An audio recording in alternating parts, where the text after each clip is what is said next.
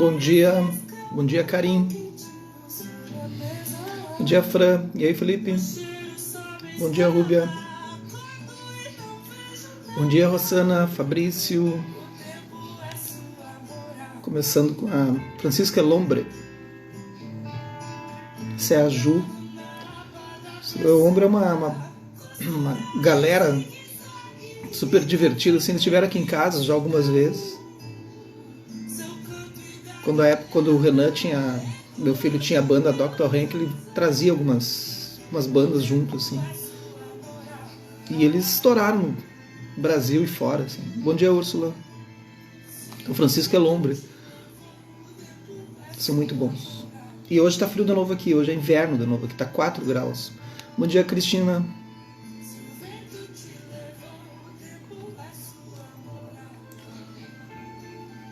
Bom dia, Rosa. Capaz soy. Bom dia.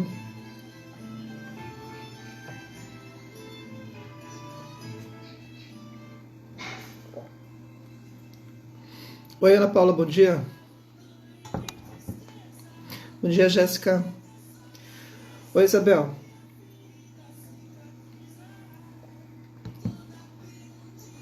Então tá, começando a semana cheia de novidades. Para mim, né? Amanhã a gente começa o Noias. As inscrições encerraram ontem, mas ainda pode ter algum atrasado que queira se inscrever, porque eu vou montar o grupo agora de manhã do WhatsApp. Aí tudo certo. Aí a gente amanhã começa o Noias, vai ser bem bacana. Dá uma nova visão assim sobre a roda da vida, algumas coisas que as pessoas não encontram aí pela internet. Uma versão mais digerível para aplicar na vida mesmo, tá? Então a gente está lendo Velho Caminho das Nuvens Brancas, da editora Bodhigaya, a tradução do Enio Burgos, que é uma visão do Thich Nhat Hanh para essa história do Buda. Então é uma visão mais humanizada, né? Eu sempre falo isso. É importante porque é muito raro. Talvez se o Thich Nhat Hanh não tivesse tido a bondade e a generosidade de se debruçar, estudar todos os sutras e digerir para a gente os ensinamentos, assim, talvez a gente não tivesse tido um conhecimento, tivesse acesso a essa visão assim mais humana do Buda, assim, porque ela foi se perdendo. Por que ela vai se perdendo? Porque o homem se apropria. E aí ele, de alguma forma, ele vai endeusando, vai tornando aquilo como um mito, assim. Novamente, não é nem certo nem errado, é apenas como os homens, a gente faz com as coisas, né? E aí, uma coisinha aqui. E aí ele vai se distanciando às vezes das pessoas, né, com esse mito, e às vezes vai aproximando. Então, né, depende de onde tu olha, assim. Então essa é uma visão em que ele se aproxima de um não mito, assim, de uma pessoa como nós, né? Tanto que vocês vão ver, ele vai ter reações de pessoas como nós. Bom dia, Gianni, bom dia, Mayara, bom dia, Tati, os madrugadores aí. Então ele vai mostrar para nós uma pessoa que ele tem também as suas coisas, assim, né, como um ser humano, né? E claro que ele tem um diferencial. Nesse livro não fala sobre os aspectos sobrenaturais do Buda, assim, sabe? Dele ler mente, dele curar pessoas, ele curou muita gente, como Jesus, assim. Só que no budismo não se trata disso. A gente não usa isso, né? Não usa porque não é o que interessa no budismo. Ele curou muita gente, muita gente. Mas por que não interessa? Interessa é o trato da mente, né? É aquilo que eu quero trazer para vocês aqui. Como que a nossa mente cria essa realidade ilusória e faz com que a gente olhe o mundo através dessa lente distorcida e a gente cria essas neuroses dentro da gente, sendo que a mesma realidade para uma pessoa, a mesma coisa está se apresentando ali. Eu estou olhando as árvores, para uma pessoa vai ser uma coisa, para outra vai ser outra. E por que a gente cria isso? Que momento acontece isso, essa decodificação, assim? E é aí que o Buda entra, é aí que o budismo entra, né? E é aí que ele vai... Tá? Certo? Então nós estamos no capítulo 46, para quem nunca ouviu. Serão 81 capítulos, eu estou lendo um por dia, serão 81 dias, é uma saga. Uma abraçada de folhas de Sinsapa. Sinsapa é uma árvore que tem na Índia, umas folhinhas bem miúdas. O monastério Venuvana, em Rajagaha, o monastério Kuttagarasala, em Vesali, e o monastério de Jetavana, em Sravasti, tornaram-se florescentes centros de práticas de ensino do caminho. Outros centros monásticos foram fundados em Magadha, Kosala e reinados vizinhos. Por toda parte, a visão dos mantos açafrão dos bhikkhus tornou-se algo familiar. Então, para quem está chegando agora, bhikkhus são os mendicantes. Né? O caminho do despertar difundiu-se longe e amplamente nos primeiros 6 anos, após a iluminação de Siddhartha Gautama. O Buda passou sua 6ª estação chuvosa retirado na montanha Mankula e a 7ª estação na montanha Sankasa, acima do Ganges. Ele passou a 8ª estação em Sunsumaragira, em Baga, e a 9ª próximo de Kosambi, uma grande cidade do reino de Vansa, situada ao longo do rio Jamuna. Então, cada lugar que ele ia, claro, os monges que estavam lá noticiavam a chegada do Buda, né? Então, por isso que se tem isso na história, né? Foi registrado de alguma maneira. Um monastério importante foi construído lá, numa grande floresta chamada Gosita, nomeado após a doação da floresta por um discípulo leigo. Discípulos veteranos, tais como Maha Kasyapa, Maha Moggallana, Sariputra e Maha Kaccana, não ficaram com o Buda durante o retiro desse período em Gosita. Ananda estava com ele, o primo dele. Rahula permaneceu com Sariputra, Rahula é o filho. Gosita era repleta de árvores sinsapa, sob as quais o Buda gostava de meditar nas tardes quentes.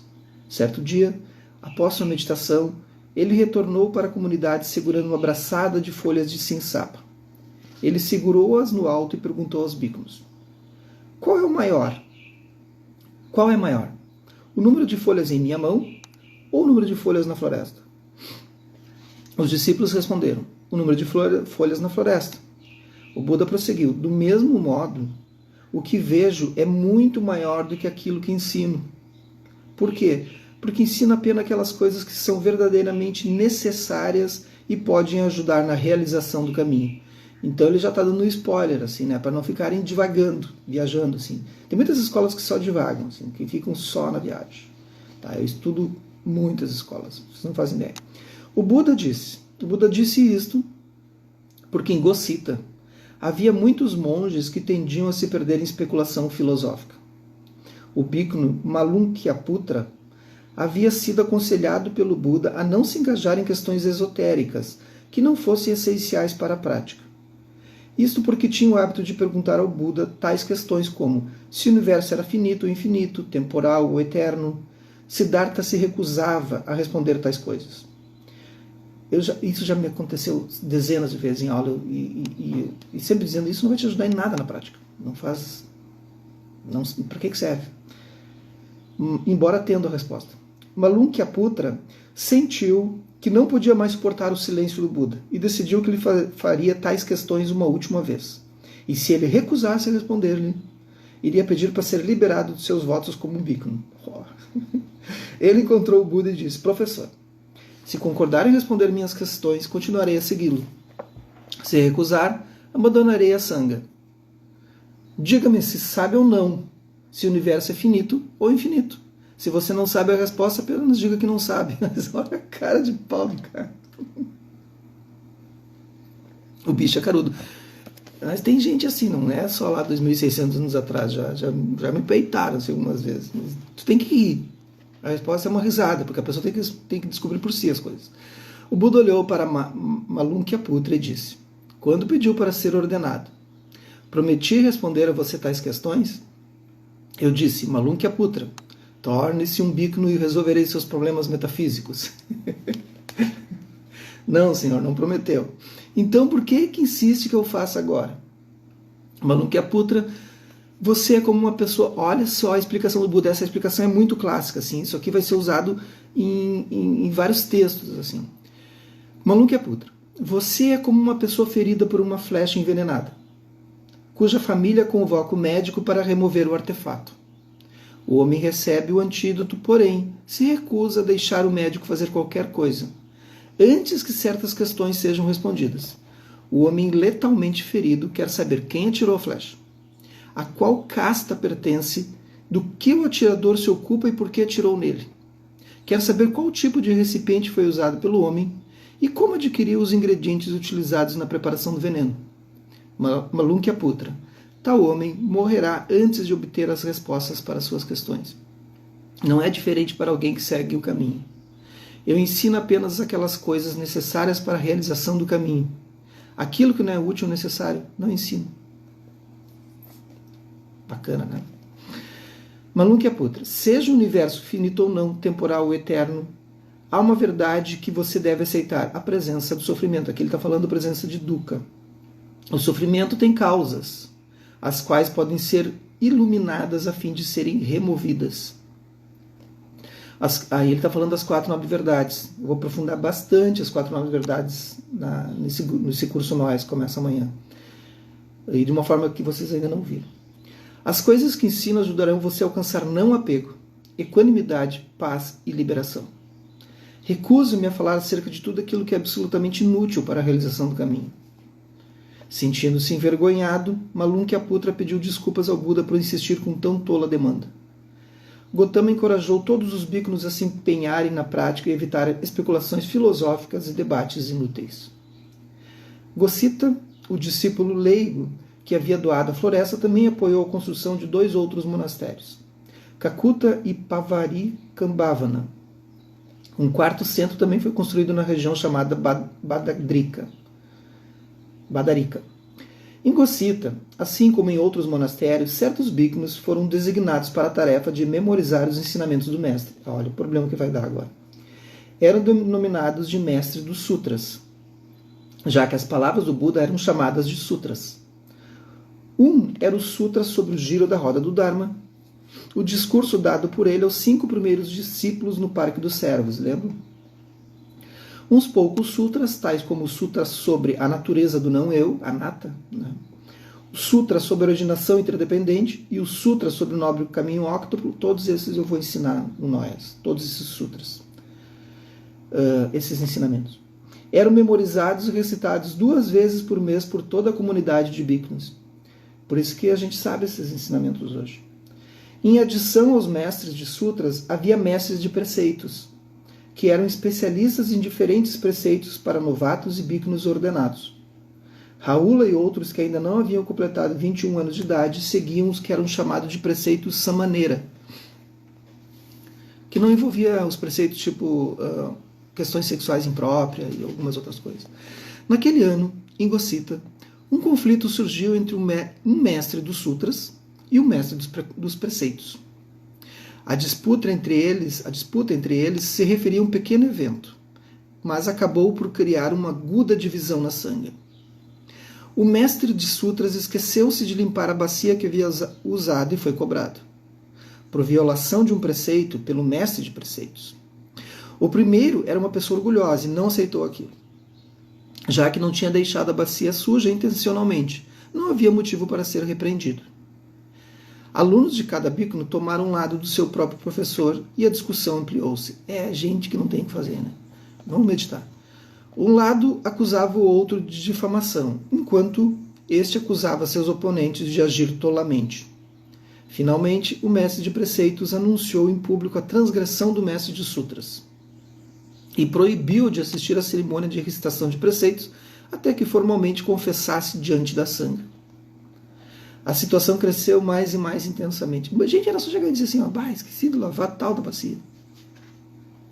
E acabou. Ambos os lados falavam mal um do outro. Suas palavras voavam como setas envenenadas. A maioria dos demais bhikkhus tomou partido, embora naturalmente houvesse alguns que se recusassem a escolher qualquer um dos lados. Eles diziam, isto é terrível, isto somente criará desarmonia e divisão na sangha.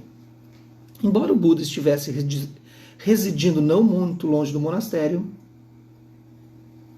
ele não estava ciente do conflito, até que uma delegação de preocupados bhikkhus o visitou. Eles lhe contaram o caso e pediram sua intervenção. O Buda foi encontrar-se diretamente com o mestre de preceitos e disse, não devemos nos tornar tão apegados à nossa própria visão. Devemos ouvir cuidadosamente a fim de compreender o ponto de vista alheio. Devemos procurar por todos os meios evitar que a comunidade se divida. O mais importante é isso. Em seguida foi até o mestre de sutras e disse a mesma coisa. Voltando para sua choupana, estava esperançoso que os dois homens se reconciliassem e acabou, né? A intervenção do Buda, porém, não surtiu o efeito desejado. Palavras ásperas demais já haviam sido ditas. Muitas feridas haviam sido infligidas. Os bhikkhus que se mantinham na imparcialidade não possuíam influência suficiente para unir os dois lados. O conflito alcançou os ouvidos dos discípulos leigos e, após algum tempo, mesmo outras seitas religiosas ouviram falar dos distúrbios naquele centro. Olha a confusão que deu. Um sério abalo na integridade da Sangha. Najita, o assistente do Buda, não foi capaz de suportar mais a situação. Ele discutiu o assunto novamente com Siddhartha, implorando-lhe que interviesse mais uma vez. O Buda pôs seu manto e foi direto ao salão de reuniões do monastério. Pensa só, é um Buda, tem que se ocupar com isso que o cara não lavou a tigela. Najita fez soar o sino, convocando a comunidade. Quando todos estavam presentes, o Buda disse: por favor, cessem com sua discussão. Ela somente gera divisão na comunidade. Por favor, voltem a praticar. Se nós realmente seguirmos a nossa prática, não seremos vítimas do orgulho ou da raiva. Um bhikkhuni levantou-se e disse: mestre, isso é uma petulância. Mestre, por favor, não se envolva com tais questões. Volte e fique pacificamente em sua meditação. Olha, tipo do bicho. Este assunto não lhe diz respeito. Nós somos adultos e capazes de resolver isso por nossa conta. O Buda fez um joinha para ele, assim, beleza. Então, vou deixar vocês resolverem. E vazou dali. Só que ele vaza por muito tempo. Mas tudo bem, eu já contei spoiler de amanhã, mas, né? Um silêncio mortal seguiu-se às palavras do bhikkhuni. O Buda ergueu-se, deixou o salão de reuniões, retornou à sua choupana, apanhou sua tigela e desceu até Kosambi para mendigar. Quando terminou, entrou na floresta para comer sozinho. O tipo, então tá, vocês vão resolver como adultos, vocês são adultos, vocês vão resolver sozinho. Ele já tinha dito para parar. Então ele se levantou e caminhou para fora de Kosambi, no rumo do rio. Não avisou ninguém de sua partida, nem mesmo seu assistente Najita ou o venerável Ananda. Tem um lama tibetano, Manjur Rinpoche. Manjur Rinpoche, ele é bem novinho, assim, mais novo que eu. Como eu sou novinho, né? Ele tem uns 40 e poucos anos. E ele fez isso, ele é um lama já reconhecido, procurem o lama Manjur Rinpoche, bem conhecido, muito conhecido no mundo. E ele vazou do monastério, assim, que era lama, e ficou por 3 anos meditando, assim, do tipo encher o saco. O Buda andou até encontrar a cidade de Balakolana Karagama. Lá ele encontrou seu discípulo, o venerável Bagu, que o convidou a entrar na floresta onde morava solitariamente. Ele ofereceu ao Buda uma toalha e uma bacia para lavar seu rosto e suas mãos. O mestre quis saber como estava indo sua prática. Bagu respondeu que havia encontrado grande bem-estar na alegria na prática, ainda que estivesse naquele momento vivendo completamente sozinho. Tinha essas situações. O Buda asseverou: às vezes é melhor viver sozinho do que com muitas pessoas. Após despedir-se de Bagu, o Buda rumou para a floresta de bambus, a oeste, que não ficava distante dali. Quando estava perto de entrar na floresta, o vigia das terras parou e disse: monge, não entre ou poderá perturbar os monges que já praticam lá, sendo que a floresta de bambus foi criada por Buda, né? Esse cara não conhecia o Buda, né? Então tá desculpado. Antes que Siddhartha pudesse pensar numa resposta, venerável Anuruddha apareceu, cumprimentou alegremente o Buda e disse para o vigia: este é o meu próprio professor, por favor, permita-lhe entrar. Anuruddha levou a floresta dentro até onde vivia com outros 2 bhikkhunis, Nandiya e Kimbila. Eles estavam muito felizes em ver o mestre. Nandiya pegou a tigela do Buda e Kimbila apanhou seu manto externo. Limparam um lugar para ele se sentar perto de uma touceira de bambus dourados. Eles trouxeram uma toalha e uma bacia. Os 3 bhikkhus juntaram as palmas das mãos e se inclinaram para o Buda. Ele pediu para sentarem-se e perguntou: vocês estão contentes aqui? Como está indo a sua prática? Encontraram dificuldades em mendigar alimentos ou partilhar os ensinamentos nesta região? Anuruddha respondeu: Senhor, estamos muito contentes aqui. É calmo e pacífico. Nós recebemos ampla oferta de alimentos e conseguimos partilhar o Dharma. Todos estamos fazendo progresso em nossa prática. Vocês vivem em harmonia uns com os outros? Então o Buda está sondando as sanghas, né? Anuruddha diz: Senhor, nós zelamos profundamente um pelos outros. Vivemos em harmonia, assim como o leite misturado à água. Eu considero viver em Nandia, com Nandia e Kimbila, uma grande bênção. Prezo a amizade deles. Antes que eu diga ou faça qualquer coisa, estando eles presentes ou não, paro e me pergunto qual seria a reação deles. Minhas palavras ou ações iriam desapontá-los ou de alguma maneira. Se tiver dúvidas, evito as palavras ou ações que pretendia. Senhor, embora sejamos 3 pessoas aqui, também somos apenas como uma. O Buda balançou a cabeça em aprovação e olhou para os outros 2 bhikkhus. Kimbila disse: Anuruddha diz a verdade. Nós vivemos em harmonia profundamente, uns com os outros. Nandia acrescentou: nós compartilhamos tudo, desde nossa comida até nossa compreensão e experiência. O Buda parabenizou-os. Excelente. Fico muito feliz em ver o quanto vocês vivem bem. Uma sangha só é verdadeira com tal harmonia, se tal harmonia existe. Vocês experimentaram um despertar real, e é por isso que vocês realizaram uma tal harmonia. O Buda passou 1 mês com os 3 bhikkhus. Observou como mendigavam a cada manhã após a meditação. Qualquer deles que retornasse primeiro, sempre preparava um lugar para os demais se sentarem. Juntava água para lavarem e deixarem a tigela vazia. E deixava uma tigela vazia. Antes de comer qualquer coisa, ele colocava um pouco de sua comida na tigela vazia para o caso de um dos irmãos não ter nada para comer.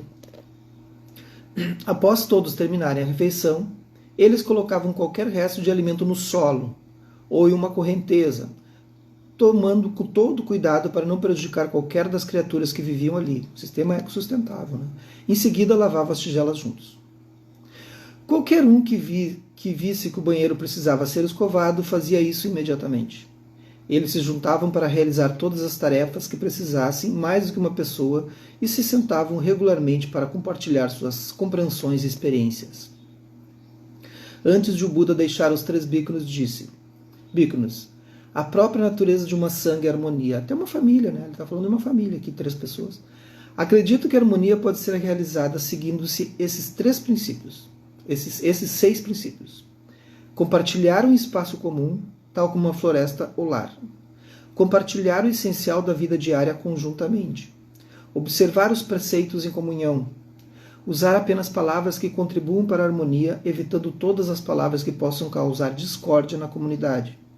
Compartilhar a própria percepção e compreensão em comunhão. Respeitar as visões dos demais e não forçar ninguém a seguir o nosso próprio ponto de vista. A sangha que segue esses princípios terá felicidade e harmonia. Bhikkhus, procurem sempre observar esses 6 princípios.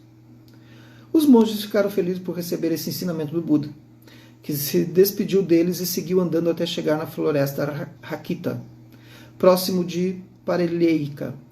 Após sentar-se em meditação sob um viçoso salgueiro, ele decidiu passar a estação chuvosa seguinte em solitude na floresta. E ele fica ali, meditando.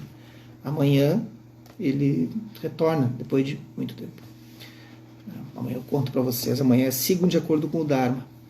Então vamos ver se os adultos lá que conseguiram resolver a quebra de harmonia na sangha. Certo, gente? Então, segunda-feira, dia 21, amanhã começa a primavera, né? E a gente está aí, lendo as pegadas do Buda. Tá bom? Muito obrigado por vocês estarem aqui comigo nessa segunda novamente. Amanhã a gente está aqui, 6h30 da manhã, e que os méritos desse nosso encontro, dessa nossa prática, toquem a todos e que eu possa me tornar o caminho iluminado. Boa segunda!